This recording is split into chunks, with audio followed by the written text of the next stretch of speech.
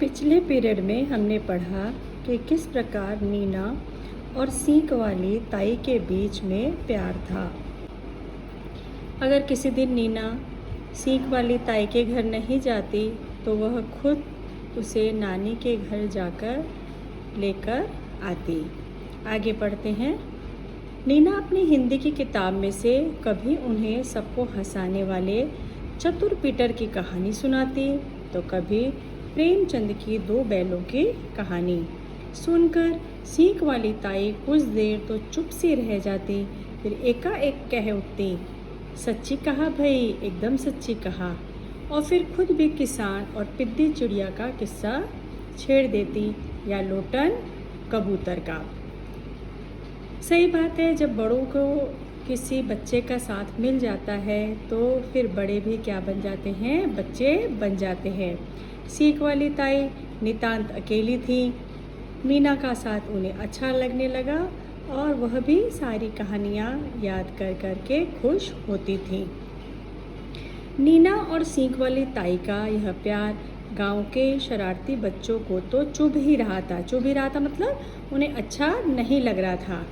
बदला लेने के लिए उन्होंने सीख वाली ताई को तंग करना शुरू कर दिया। ताई दिन में सिर्फ एक दफ़े चूल्हा जलाती, एक दफ़े मतलब एक ही बार चूल्हा जलाती और एक बार में रोटियां बनाकर पूरे दिन के लिए रख लेती। इसी को लेकर उद्यमी बच्चों ने गाना बनाया। वे चिल्ला चिल्ला कर बोलते, सीख वाली ताई कितनी रोटी खाई, कितनी बचाई, कितनी बिलौटे ने आकर चुराई। बड़ों को एक जब उम्र हो जाती है तो उनको चिड़चिड़ाहट की जो उनके अंदर स्वभाव रहता है वो क्या हो जाता है, बढ़ जाता है। और बच्चे इसी प्रकार से आकर के सीख वाली ताई को गाने गा गा कर तंग करते थे। सीख वाली ताई मक्खन निकाल कर एक छोटे से मर्तबान में रख देती और ढक्कन खोलकर उसी में से नीना को निकाल कर दे दिया करती थी। इस पर भी गांव के बच्चों ने गाना बना लिया। वे ताई को सुनाते हुए खूब ज़ोर ज़ोर से चिल्लाकर कहते, सीख वाली ताई, खोल के ढक्कन, खिला दे मक्खन, तू पीना छाछ, हम खाए मक्खन। अब छाछ किसे कहते हैं? जब हम मलाई को मथते हैं तो उसमें से मक्खन अलग हो जाता है, तैर कर ऊपर आ जाता है और नीचे जो पानी बचता है उसको हम क्या कहते हैं, छाछ। ताई को शरारती बच्चों की इस हरकत से गुस्सा तो बहुत आता पर सब्र कर जाती। बच्चों को भी पता था कि ताई को अब ज़्यादा दिखाई नहीं पड़ता, तेज़ी से चल फिर भी नहीं सकती, तो फिर डर की क्या बात।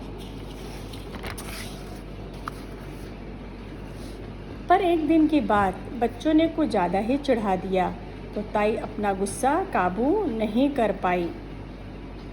लाठी लेकर पीछे पीछे दौड़ पड़ी, पर अभी कुछ ही आगे गई थी कि एक गड्ढे में उनका पैर पड़ा। लाठी दूर जा गिरी और ताई बुरी तरह लड़खड़ाकर ज़मीन पर आ गिरी। एक तो बुजुर्ग शरीर, ऊपर से दिखाई नहीं पड़ता, तो गिरने से उन्हें काफ़ी चोट लगी। सिर से खून निकलने लगा, एक पैर भी पूरी तरह मुड़ गया था और ताई हाय हाय कर रही थी। उन्होंने खुद उठने की एक दो बार कोशिश की पर लाचार थी। लाचार मतलब बेबस थी, अपने आप पर उठ नहीं पा रही थी। बच्चे दूर से देख रहे थे पर पास आने की उनकी हिम्मत नहीं हुई। आखिर गोलू और भीमा ने किसी तरह आगे आकर उन्हें सहारा दिया और उन्हें घर के अंदर ले गए। अब बच्चों एक बात सुनो, ये वाला जो पैराग्राफ दिया हुआ है, देखो ये स्पेशली पिंक कलर में दिया हुआ है, ठीक है। आपको परीक्षा में पैराग्राफ आएंगे और उस पैराग्राफ से रिलेटेड आपको कृतियाँ सॉल्व करनी होंगी। ये देखो साइड में इस परिच्छेद से संबंधित कृति दी हुई है। परिच्छेद के आधार पर सूचना के अनुसार कृतियाँ कीजिए। बच्चों के अधिक चिढ़ाने का परिणाम। अब क्या क्या हुआ? बच्चों के अधिक चिढ़ाने का परिणाम क्या क्या हुआ? ताई अपना गुस्सा काबू नहीं कर पाई, ठीक है। फिर लाठी लेकर वो पीछे पीछे दौड़ पड़ी, गड्ढे में उनका पैर पड़ा, वो लड़खड़ाकर ज़मीन पर आ गिर पड़ी, सिर से उनके खून निकलने लगा, पैर भी बुरी तरह मुड़ गया। समझ में आ रहा है? तो ये बच्चों के अधिक चिढ़ाने का परिणाम हुआ कि ताई जो थी वो क्या हो गई, जख्मी हो गई। तो ये चारों चीज़ें आपको इसके अंदर आंसर में लिखनी है। उत्तर लिखिए। बच्चे दूर से यह देख रहे थे, इस वाक्य से होने वाला बोध। इससे क्या तात्पर्य निकलता कि बच्चों ने देखा कि ताई गिर गई है, फिर भी वो उठाने नहीं आ रहे थे क्योंकि उनको डर लग रहा था कि वे पास आएंगे तो जो ताई है वो कहीं फिर उनके ऊपर चिल्ला ना पड़े, इसलिए यह दूर से देख रहे थे। ठीक है।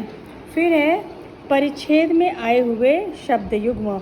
आपको हमने शब्द युग्म के बारे में बताया है कि जब दो शब्द आपस में एक दूसरे से योजक चिन्ह द्वारा जुड़ते हैं तो उन्हें हम शब्द युग्म कहते हैं। जैसे यहाँ पर कौन कौन सा है, ये पीछे पीछे, पीछे पीछे के बीच में क्या है कि ये योजक चिन्ह है। और कौन सा शब्द है ये, हाय हाय, इनके बीच में भी क्या है, ये योजक चिन्ह है। फिर ये है दो एक, इसके बीच में भी क्या है, योजक चिन्ह। तो ये क्या है, शब्द युग्म। फिर तीसरा है गुस्से पर काबू रखना। इस विषय पर अपने विचार लिखिए। ये आपको स्वाध्याय के लिए है। गुस्से पर काबू रखना हमारे लिए क्यों ज़रूरी है। मनुष्य का स्वभाव बहुत ही चंचल होता है। इसके अंदर कई प्रकार की भावनाएं होती हैं। कभी वह एकदम से खुश हो जाता है, कभी वह क्या हो जाता है, गुस्से में आ जाता है। तो बड़े बुजुर्गों और सयानों ने बोला हुआ है कि जब गुस्सा आए तो अपने आप को शांत रखने की कोशिश करना चाहिए, क्योंकि गुस्से में इंसान अपना आपा खो बैठता है, अपना होश खो बैठता है। उससे क्या गलत हो जाता है उसे पता नहीं चलता। इसलिए मनुष्य को अपने गुस्से पर काबू रखना चाहिए, क्योंकि गुस्सा दूसरों को तो नुकसान पहुंचाता ही पहुंचाता है। गुस्सा हमें हमारे स्वास्थ्य पर भी बुरा असर डालता है, यानी गुस्से से हम खुद भी प्रभावित होते हैं। नीना ने सुना तो दौड़ी दौड़ी घर गई, नानी को बुला लाई। नानी और नीना दोनों बड़े प्यार से सींग वाली ताई को अपने घर ले गए। पूरे महीने तक नीना अपनी नानी की मदद से सींग वाली ताई की खूब सेवा करती रही। उन्हें हल्दी मिला दूध पिलाया।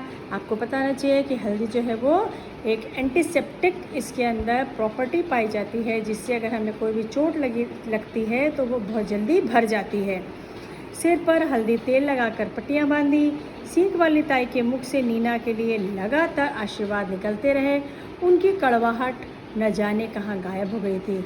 यहाँ तक कि जिन बच्चों के कारण वे गिरी उनके लिए भी कोई कड़वा शब्द उनके मुंह से नहीं निकला। तो देखो इतनी ताकत होती है प्यार में। यदि इंसान को सहानुभूति मिले, प्यार मिले, तो उसका स्वभाव भी फिर प्रेम वाला हो जाता है।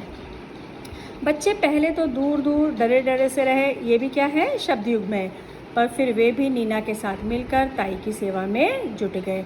कोई महीने डेढ़ में ही पूरी तरह तो ताई थी वो क्या हो गई, ठीक हो गई। ताई को नीना और बच्चे ही उन्हें घर छोड़कर आए। अब तो बच्चे हर समय उन्हें घेरे रहते, अपनी किताबों में से पढ़ पढ़ कर उन्हें कहानियाँ सुनाते। महाभारत और रामायण की कहानियाँ भी, कथाएँ भी सुनकर ताई भी खुश होकर उन्हें दिलचस्प किस्से कहानियाँ सुनाती। दिलचस्प मतलब जिसमें बहुत मज़ा आए, मनोरंजक कहानियाँ उन्हें सुनाती। कभी किसी अलबेले जादूगर की तो कभी पिद्दीपुर की महारानी की। वैसे भी बच्चों को ना पिद्दी और पिद्दे की कहानियाँ बहुत अच्छी लगती हैं। बचपन में सुनी हजारों कहानियाँ सींग वाली ताई को याद थी और उनका खजाना कभी ख़त्म होने में ही नहीं आता था। उन्हें सुन सुनकर बच्चे हंसते, संग संग ताई भी। अचरज की बात यह कि नीना की नानी के काजल का असर था या कि बच्चों की खिलखिल का। सींग वाली ताई की आंखें भी काफ़ी कुछ ठीक हो चली थी। अब सींग वाली ताई कभी कभी कहा करती, आज मैं समझ पाई हूँ कि प्यार लुटाने से ही प्यार मिलता है। नीना मुस्कुरा कर कहती, ताई जब मैं बड़ी होंगी तो सींग वाली ताई की कहानियाँ नाम से तुम्हारी कहानियों की किताब छपवाऊँगी। सुनकर बलैया लेती थी ताई और इस तरह मीठी मीठी मोहक हंसी हंसती कि कुछ ना पूछो। यहाँ पर एक आया है कि प्यार लुटाने से ही प्यार मिलता है। जब हम किसी के साथ प्रेम से पेश आते हैं तो बदले में हमें भी प्यार ही मिलता है। इसलिए हमें सबके साथ प्रेम पूर्वक व्यवहार करना चाहिए। किसी को अपशब्द या बुरा नहीं बोलना चाहिए। तो इस प्रकार यहाँ हमारा यह पाठ खत्म होता है। अगले पीरियड में हम इस पाठ से संबंधित कृतियाँ करेंगे और जो रचना से संबंधित प्रश्न हैं, जैसे अनुच्छेद लेखन हो गया या किसी विषय का विस्तार करना हो गया, इसके बारे में हम पढ़ेंगे। तो फिर मिलते हैं हम अगली क्लास में।